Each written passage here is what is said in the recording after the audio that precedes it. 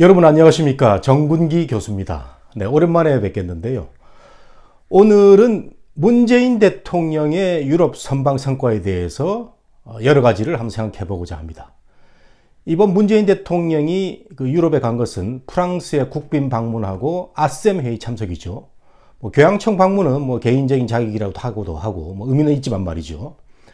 어쨌든 간에 이번 문재인 대통령의 유럽 순방은 외교의 참사였다. 아마추어 외교 참사의 끝판왕이었다. 이렇게 볼 수 있습니다.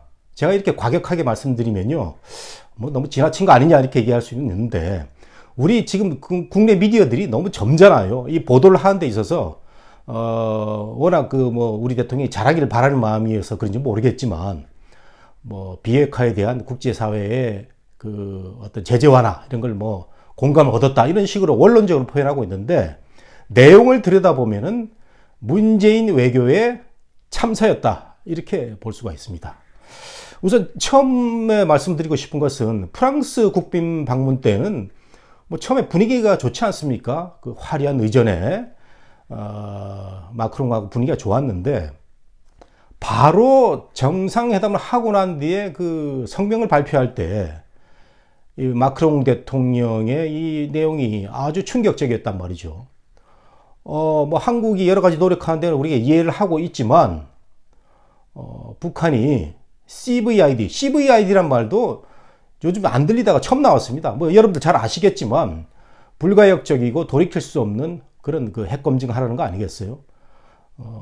이 얘기를 마크롱 대통령이 들고 나오면서, 프랑스는 또 유엔 상임위, 안보리의 상임위국으로서, CVID를 북한이 계속 하도록 리더십을 발휘하겠다 이런 얘기를 했습니다. 그러니까 면전에서 문재인 대통령의 제재 완화 이런 얘기를 면전에서 거절을 한 거죠. 저도 참 놀랐습니다. 근데 마크롱만 그런가 싶었더니 그 다음에 또 누굴 만났습니까? 그 다음에 영국의 메이 총리 만나고 메르켈 총리를 만났는데 똑같은 얘기가 나오고 있습니다. 특히 메이 총리는 영국은 우리의 핵심 우방 아니겠어요? 별다른 얘기가 없습니다. 워낙 급조돼서 만나서 그럴 수도 있겠지만, 우리가 보통 아셈 회의라든가 에이펙이라든가 이런 데 가면 이제 회의체 바깥에서 각국 정상들이 다자 회담을 많이 벌이죠. 1대1로 또 양자 회담을 벌이면서 이게 외교를 하는데, 영국과는 아무런 내용도 없는 그런 상태에서 CVID 얘기만 들었고요. 그 다음에는 이제 독일입니다. 우리 독일은 또 통일의 경험도 있고 해서 우리하고도 많은 그런 정서적 유대가 있는데, 메르켈 총리의 반응이 아주 싸늘했습니다. 별다른 얘기 없이 국제사회의 CVID 이것을 또 강조한 걸 보여서, 문재인 대통령이 완곡하게 북한이 지금 준비 잘 하고 있으니까 제재를 완화해주면 어떻겠냐 이런 얘기가 정말 면전에서 의미 없게 돼버렸습니다. 이거 청와대에서는 심각하게 받아들이고 있는 것 같은데 그 표현은 안 하죠. 근데 이 내용에 대해서 정의용 실장이라든가 외교부 장관은 별 얘기가 없습니다. 국민소통수석이 나서가지고 공감대 넓히면 된 거 아니냐 이런 식의 얘기를 하고 있는데, 이거 상당히 문제가 있는 걸로서 보여요. 유럽 순방이 이번에 어떤 의미를 갖고 있냐면요, 아셈의 참석 때 참석이지만 우리가 유엔 안전보장이사회의 상임이사국이 있는 나라가 유럽 아니겠어요? 영국, 프랑스, 그 다음 독일은 또 유럽 사회의 리더니까 말이죠. 이런 나라들하고 보조를 맞출 수 있는 이런 좋은 기회였는데, 문재인 대통령이 얘기한 것이 허사가 돼버렸다. 저는 대통령이 국제 정세에 좀 감각이 떨어진 것도 좀 보이지만, 대통령이 바쁘다 보면 그럴 수도 있습니다. 그러면 참모들이 잘해야 되는 거 아니겠어요? 참모들이 일을 엉망으로 하는 바람에 이번 유럽 외교의 참사가 벌어졌다고 할 수 있습니다. 외교란 게 말이죠, 이 국가 정상 간의 외교라는 게 이게 쉬운 게 아닙니다. 우리가 잘 알다시피 외교는 1815년에 나폴레옹 전쟁에 의해 비엔나 회의에서 유럽의 여러 가지 질서를 논의하다가, 정상들이 논의하다가 정말 힘들고 바쁘니까 특명 정권 대사를 내세워가지고 실무적으로 준비하게 하고 마지막 조약에 사인한 게 그 외교의 시초거든요. 이런 기본적인 그 역사적인 그 전통만 생각하더라도 이번에 문재인 외교가 얼마나 정말 참사했는가를 알 수가 있습니다.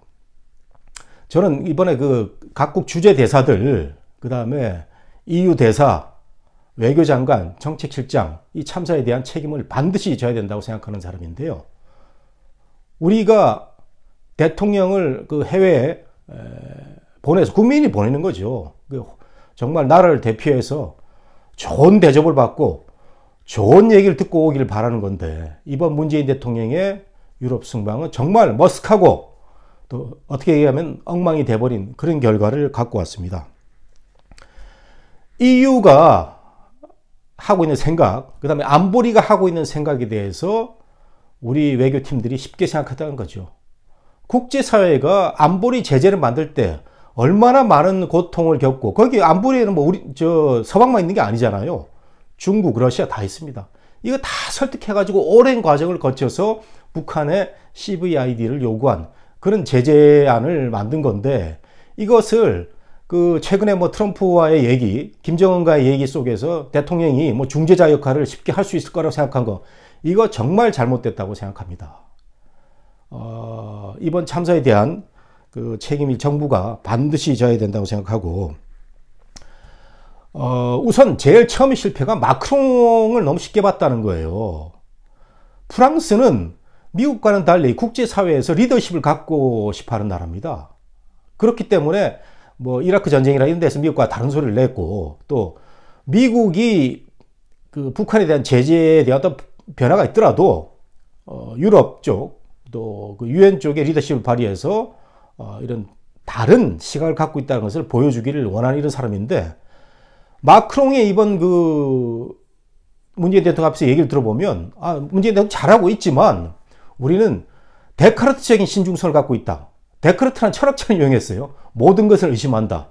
이런 표현까지 들어가면서 우리가 그 망신을 당했고, 영국과 미국이 아니라 영국 총리와 독일 메르켈 총리와의 그 어떤 썰렁한 회의, 뭐 TV를 봐도 정말 그 준비되지 않은 그 썰렁한 회담이었다는 것을 우리가 한눈에 느낄 수 있었습니다.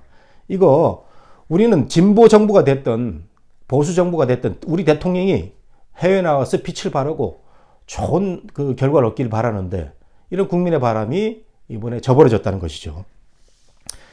한반도 평화의 어떤 그 지지를 재확인했다. 제재 완화를 요청한 것이 뭐 공감대를 이뤘다. 이런 그 원론적인 발표를 하는 청와대 사람들, 정신 차려야 됩니다.